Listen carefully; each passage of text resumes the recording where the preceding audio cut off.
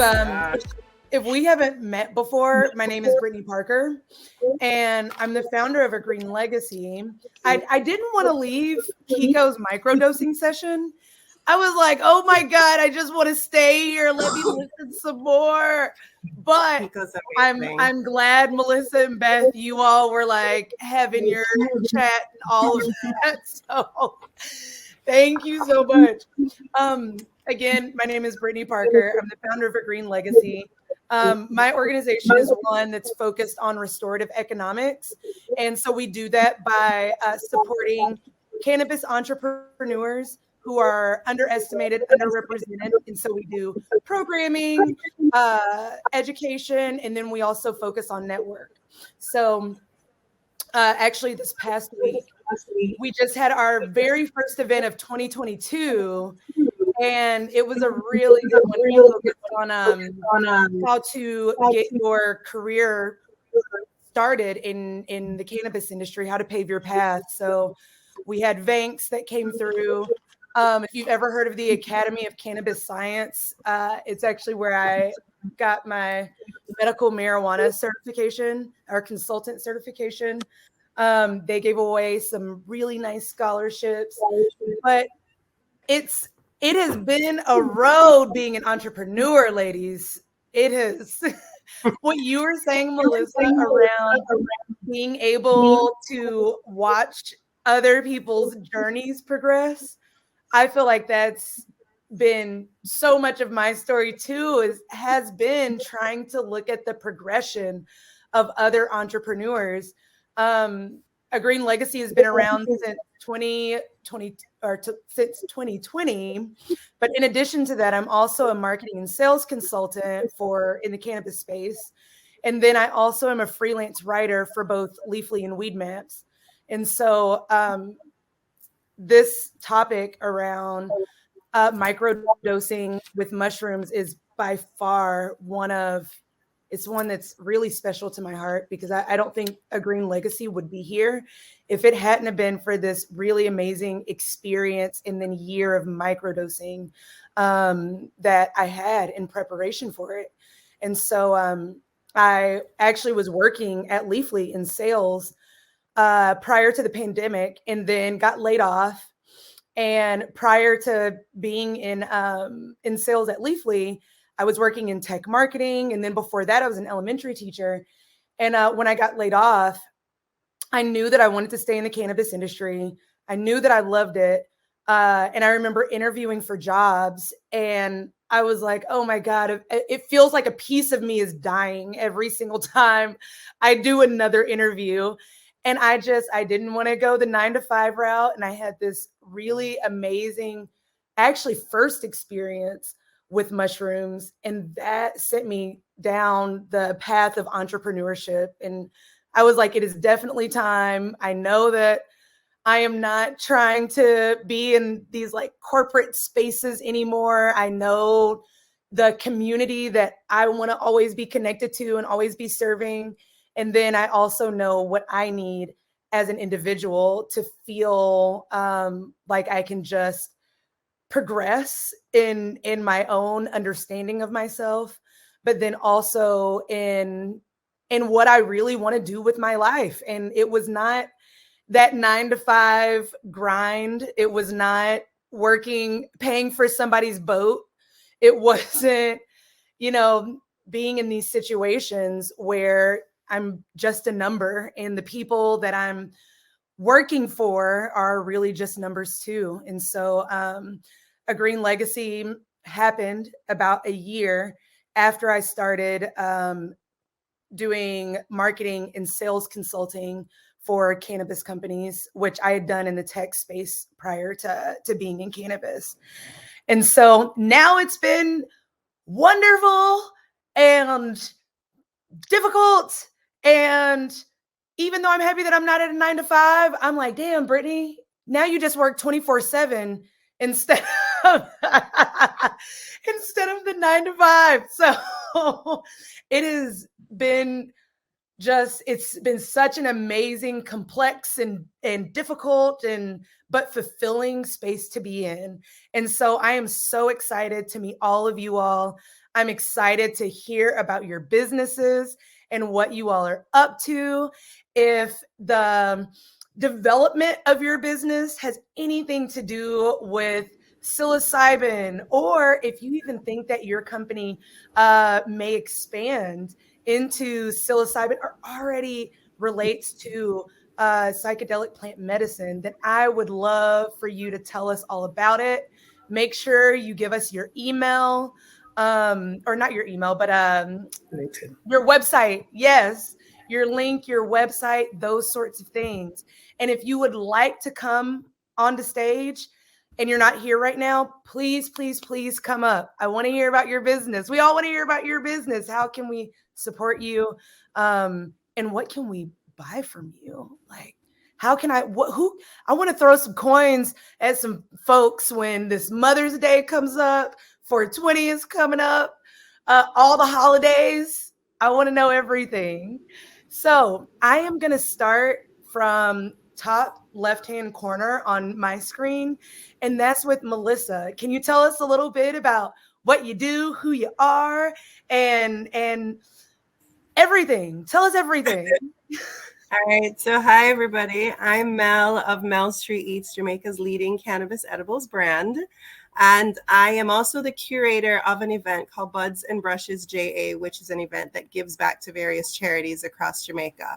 It's live performances, live art, live DJs, live yoga, sound healing. We also do cannabis education on steaming. Psychedelics has not been a part of its journey as of yet, but the last space that we did host Buds and Brushes at is Coral Cove Wellness, which is that's how I met Kiko and the rest of the Coral Cove people. And they are a hotel that specializes in plant medicine. One of the things that I'm trying to I definitely want to learn more about mushrooms. I've been on my own mushroom journey for the past year. It has been great. I've learned some things about myself. I've connected on a different level when my mom was on life support. That was the first time that I recognized how much that medicine does work, because I was thousands of miles away from her and I felt her breath leaving her, and I did whatever I did and I felt her breath coming back. So I believe in that plant 100%, but not enough for me to speak on it to people, because I just don't know enough on it. So I'm just learning about it. But yeah, definitely would love to connect, because I am looking for someone to throw some money this way and support Buds and Brushes, because we are doing some great stuff, giving back to, men and women with HIV, homeless shelters, at-risk women, you name it. So I'm just always looking for ways to connect. And I've connected with a lot of you here. Beth Huntress, Hoi Polloi Advisories is one of our sponsors. Awesome. And I'm here to learn and connect with all of you. So that's That is me in a nutshell. wonderful. And I'm in Jamaica, by the way. So yeah, I'm all the way across the ocean. I was looking at your background, and when you were speaking, I was wondering if you were somewhere tropical, because I was like, I need to be there. I need to be where she is. Like, I see all of that brightness. It's funny because I'm based in right outside of Seattle, Washington, but right now I'm visiting my family in Tennessee. And so, Seattle is very cloudy, rainy, that sort of thing. And I thought that when I came back south, it would be sunny, a little bit warmer, but it's been cloudy and rainy. So I really need to be where you are, Melissa. Your business sounds amazing. How long has it been around? For my edibles business, I've been in Jamaica doing this now for 8 years. Edibles is still not legal here. So I've been, advocating, well, what I considered advocating. I'm learning more. I've learned more about advocacy through attending Cannabisiac University, which I just graduated from. But, just keeping it going, basically, even though they say we can't. Yeah. and just always representing it in the most positive way that I can. Buds and Brushes has been around now for 2 years, and we've hosted over 100 talent worldwide. And we are ready to take this event on the road now that things are opening up in a safe way so that we can show people that cannabis gives back, and we're bringing people together with awesomeness. And yeah, come to Jamaica for it, or we can come to you.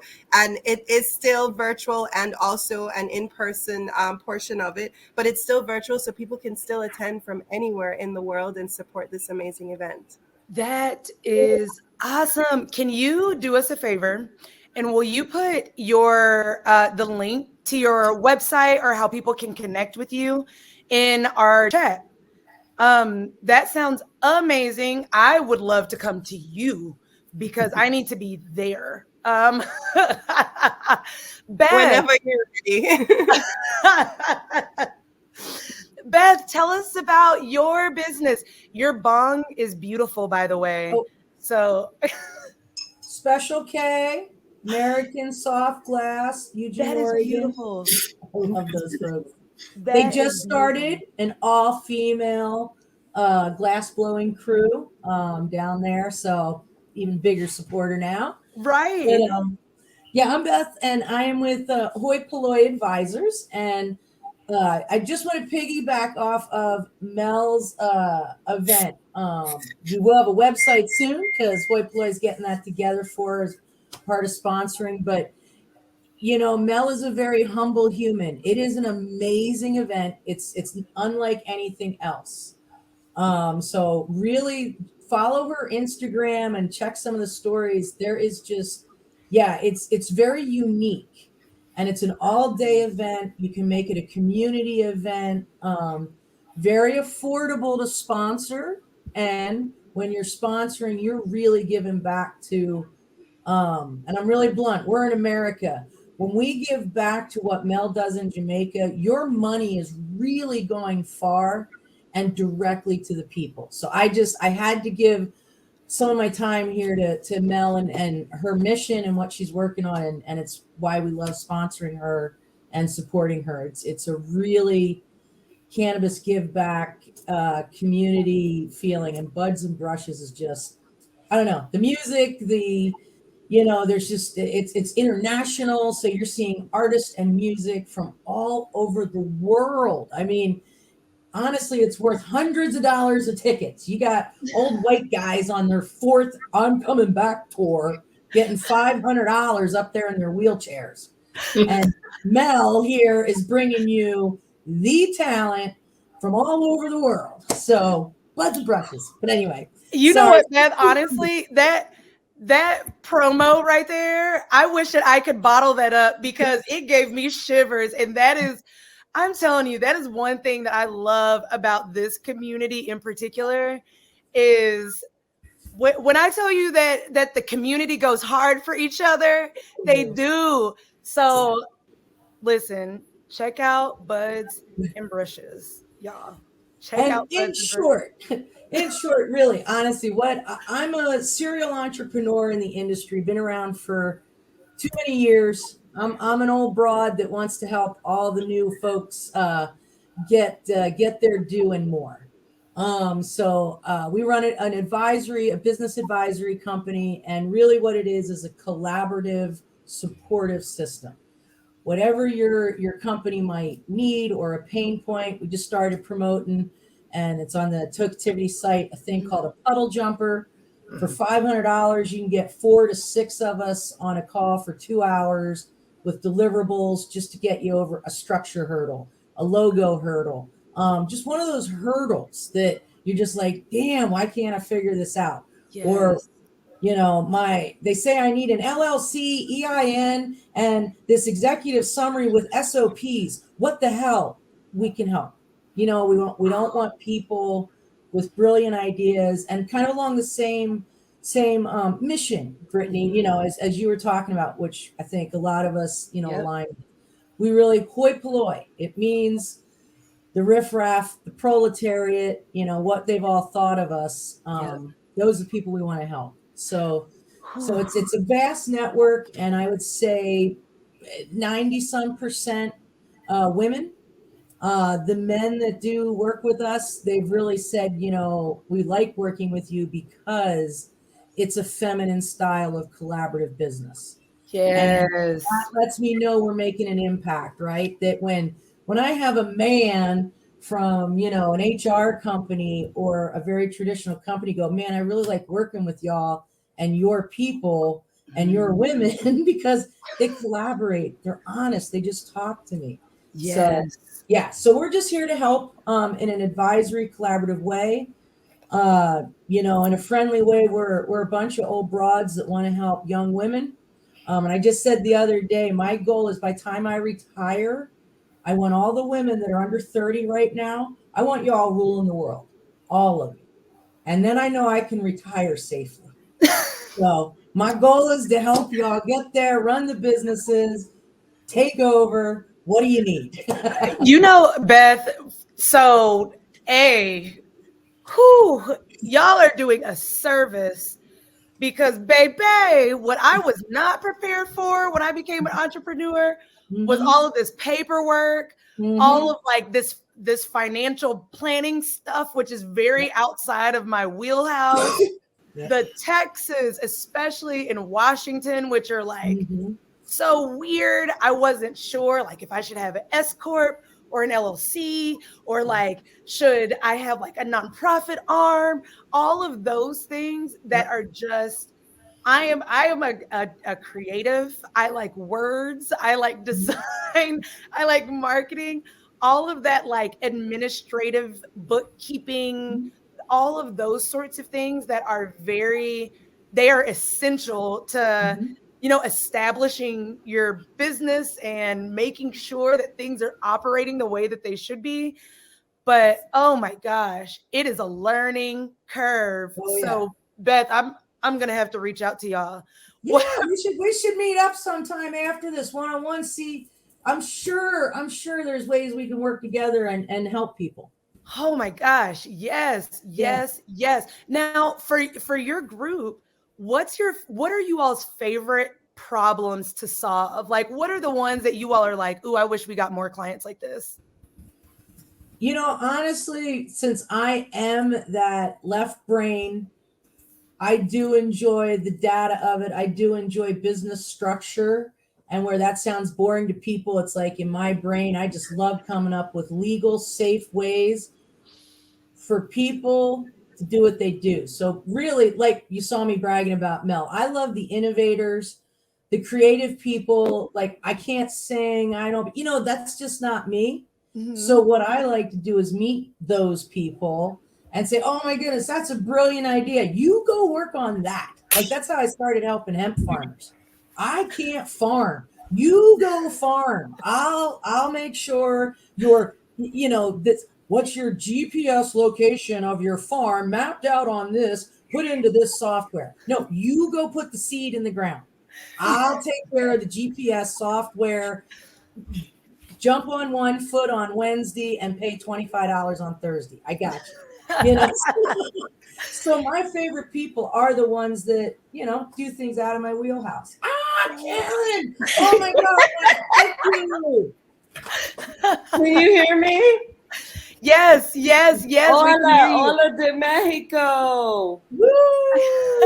I moved to We Mexico are international, 7 weeks Brittany. ago. Cannapreneur is international, girl.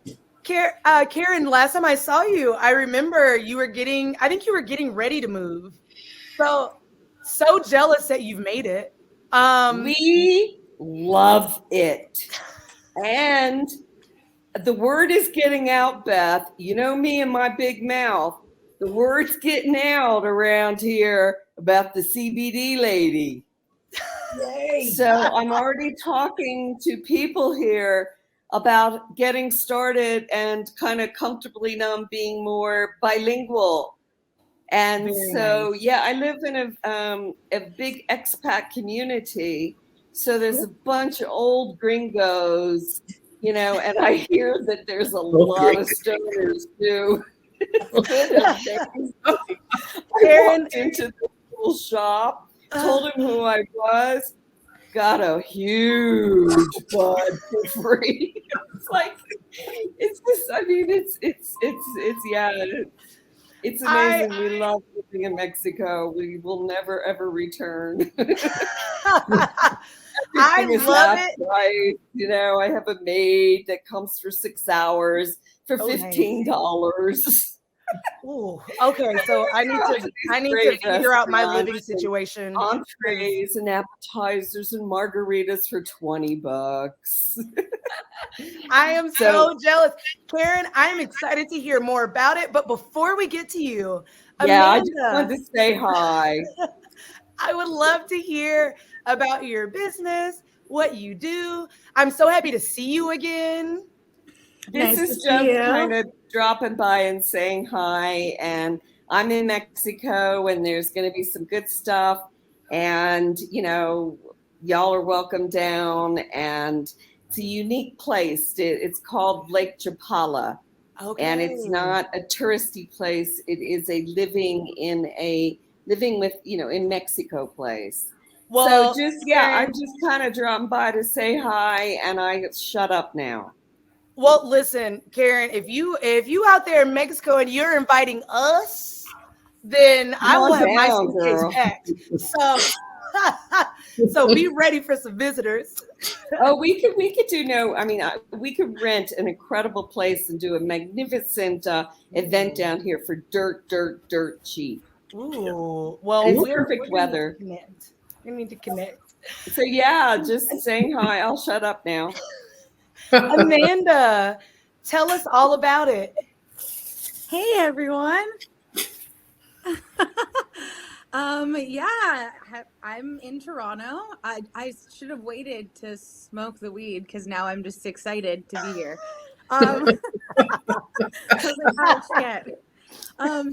Stoked to be here.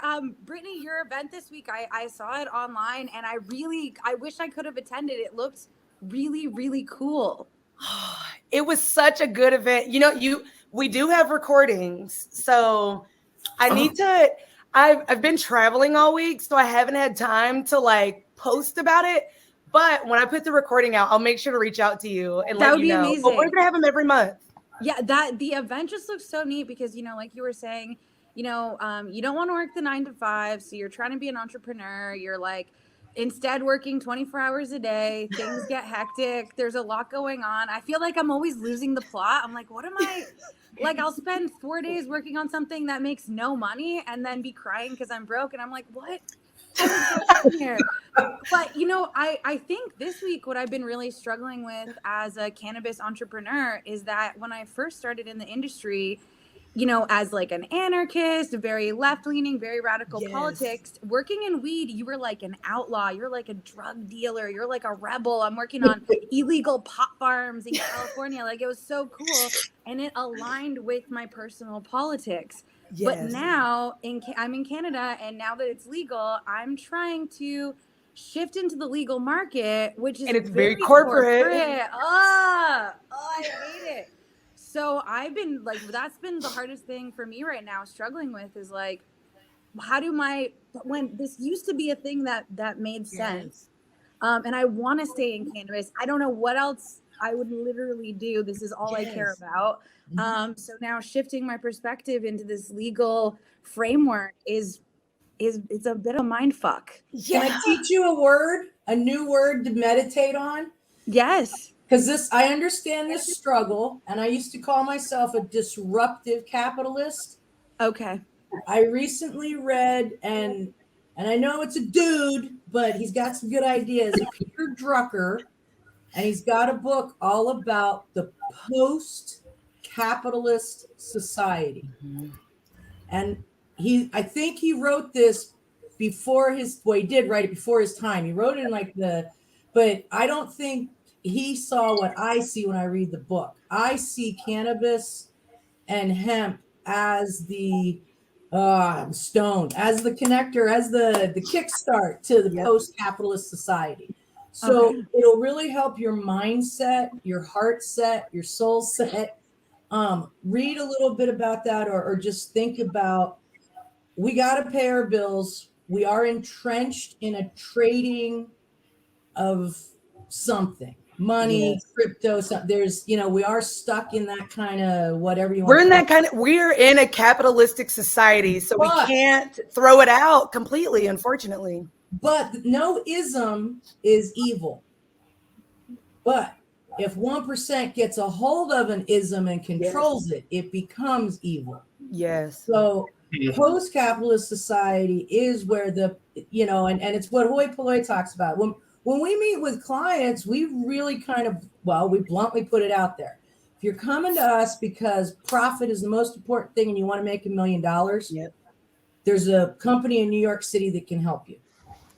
If you have a why that's greater than that, we're going to figure out how do we get those bills paid on the apartment or your down payment on a house that's the you know what I'm saying? Like a balance, because we've been taught that the pie is only so big, and that's why that 1% wants to grab so much. And it's bullshit. It is. Pie is huge. That's the delusion. We just need to all sit down and share it, make our own, add a little bit here, make another one. So, but post-capitalist, we're going to pay our bills, but we're also going to be nice to our neighbors. We don't need to lie to make $1. We don't need to do that. We can always be honest. And I think it's also, Amanda, the difference is, and I know you're this type of person without even meeting you, you will walk away from a deal if it's not a human that's aligned with your mission. That's post-capitalism. Capitalist has to hit the bottom line.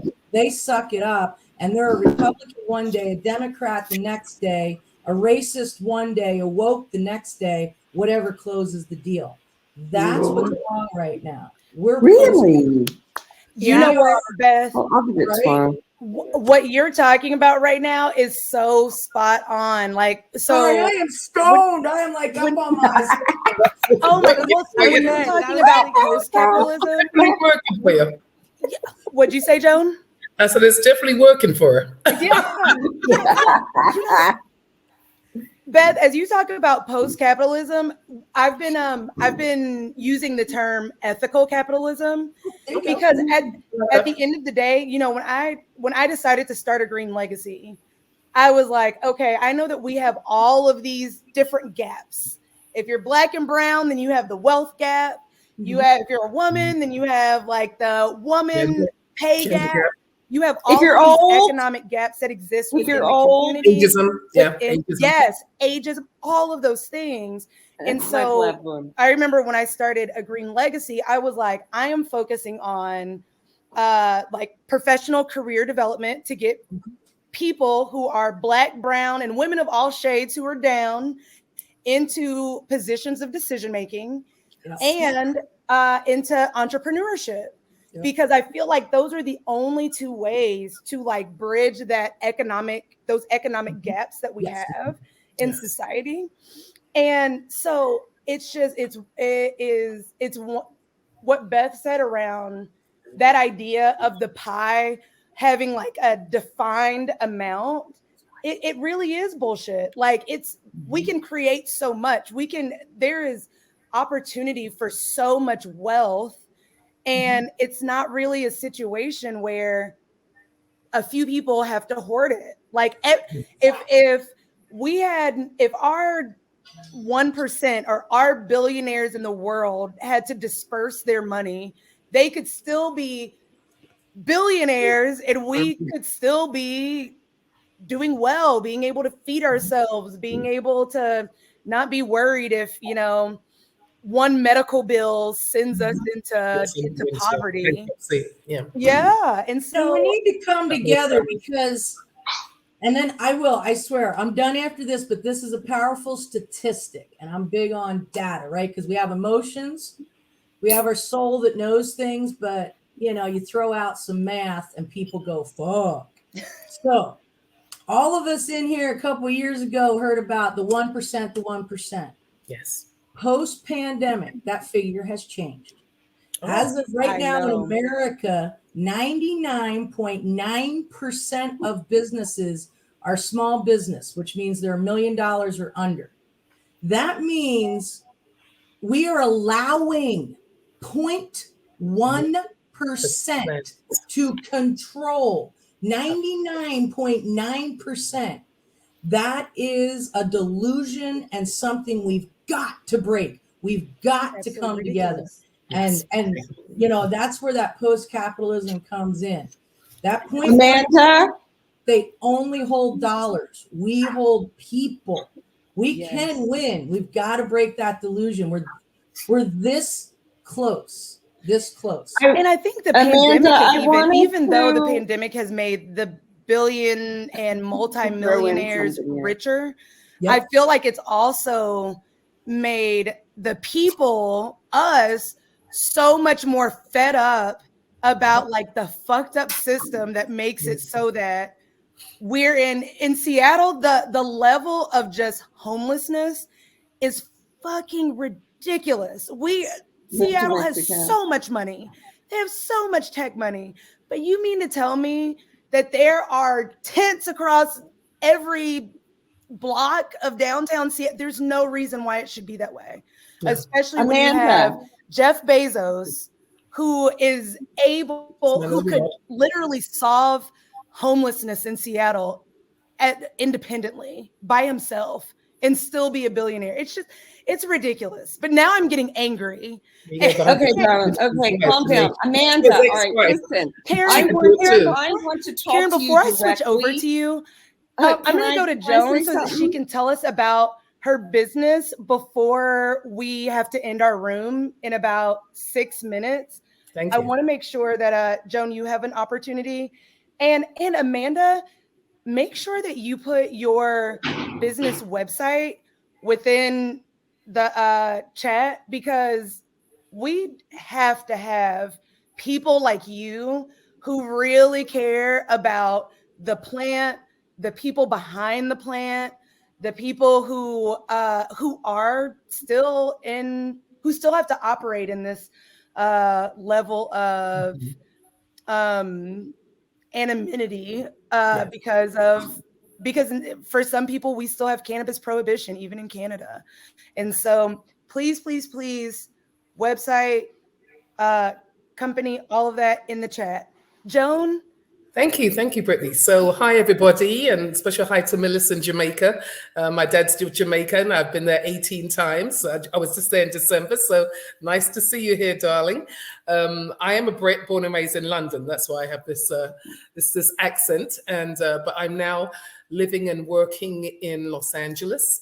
I am a career recruiter. I've been a recruiter for my whole life since leaving college, and was recruited to America in 2003 to start a healthcare initiative. But I've been in the cannabis industry now for 4 years, and I was doing recruited until January, where I was literally stalked on LinkedIn by the CEO of headquarters, and he would not take no for an answer. So now I'm over with him. And it's so funny that you mentioned earlier, Brittany, about the essential services that are needed for cannabis, because that's exactly what I do now. I have gone from being a recruiter to now saying, don't hire anybody, let us do these essential services for you at a fraction of the cost. Basically, we charge what would be minimum wage, and we can do all of these services for you remotely. And that's why we're able to charge such a low fee. And we do a lot of services. Our essential services are things like inventory compliance, has to be done. They'll shut you down. The government will shut you down if you don't work with metrics. So inventory compliance, inventory management, we do all your finance, we pay all your bills, we collect all your money for accounts receivable. We do your marketing and your social media. We also do all your sales operations, make sure your CRM is being kept up to date. I mean, I'm a salesperson and we hate CRMs. I mean, it's essential, but no salesperson likes to do it. We want to do. I hated it. I still hate it. Every salesperson hates CRMs. They do. I mean, we know it's essential, but we don't want to do it. We want to do it. So our company does it for you. We do all the entries, we keep the CRM up to date, we do all the orders, we do it for you because we know that salespeople hate to do it. And then we free the salesperson up at least 5 hours a week to do, guess what? Sell, which is what we want to do. We don't want to do paperwork. We don't want to do CRMs. We want to sell. So we do that for you. And then we also do shipping, logistics, and dispatch services too. And we charge, as I said, a very, very low fee that equals to about minimum wage. And my boss, the one that tracked me down on LinkedIn, he used to be the vice president of High Times. And he saw that just in running a cannabis business, the money that was being spent, the ridiculous amounts of money that was being spent, and the mundane duties that people just didn't want to do. So he decided to leave High Times and start this company. And our largest company is a company called Cannabis. Some of you may know them. Yep. They are the largest distributor in California. They represent over 200 brands. We have 30 people working for them. We've saved them $500,000 in the 2 years that we've been doing their work because they don't have to hire anybody. They don't have to pay 22% payroll tax and all these different crazy things that you have to benefits and everything else. They just pay a flat, low monthly fee, and we do all the work for them better than people that they had doing the work in the first place. Right. So it's funny that you mentioned that. And for me, it's a huge paradigm shift because, as I said, I've always been a recruiter. You hire someone, and then you pay me a fee, and then you go about your way. And now I'm saying, don't hire anybody. Use us because we're 50% cheaper. You can imagine that really messed with my head for the first couple of months on the job. I've only been there 6 weeks, and it's still messing with my head, but I'm getting used to it. I am getting used to it. That is awesome. How long has headquarters been around? They've been around since 2017. They've been around for 5 years, and they do work with some other big brands, Ease, 710 Labs, Flower Hire, High Time, the Pilgrim Soul. They've got some big brands, but I was brought on to try to expand them out across the US and into other territories. And as I said, it's a huge paradigm shift, but I'm enjoying it. Yes. So to try something new. And I am 1099, so I work for myself. I particularly stipulated that. I don't want to be no one's job. Even though it is a job, I told them I wanted to be 1099. So I do technically work for myself. So you might want to think about that. Miss Amanda, think about that when you well, you know what? Nothing's set in stone. Even if you apply, he wanted to hire someone. And I said, no, I prefer to be 1099. And he said, okay, fine. So that might be an answer for you, Amanda, where you still kind of you're working under the corporate umbrella, but you still have that freedom of working for yourself because you're 1099. That way you get the best of both worlds. That's such a good suggestion. Thank you so much, because that's sort of the fear. Yes. And that's what I was, as soon as you were thinking that, I thought, I can't wait to start talking because I can tell her how to get the best of both worlds. You have the guaranteed income. Because remember, I'm a recruiter. So I'm thinking, as soon as you started talking, I'm thinking, how can I help her?